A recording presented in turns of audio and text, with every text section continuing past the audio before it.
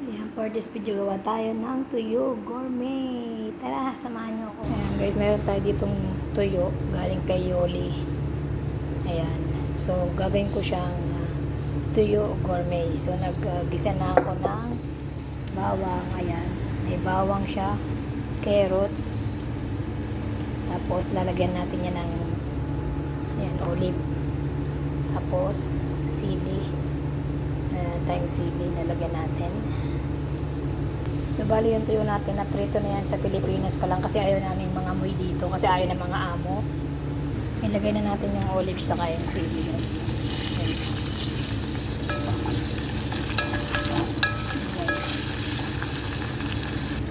Kumuha rin ako ng paminta guys na buo, ilagay natin.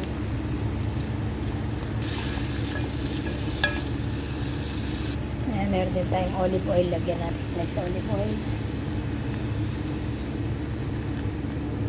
So, ayan guys, hindi yan papakuluin yung olive oil.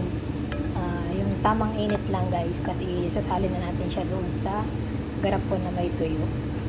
So, ayan guys, medyo mainit na siya. Putayin na natin bago pa kumulo. So, isalin na natin doon sa tuyo guys. Habang medyo mainit pa.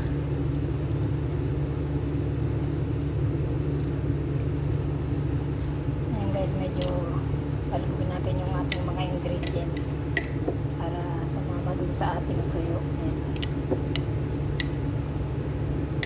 Ayan guys, na-stack ko na yung aking tuyo gourmet. Ayan.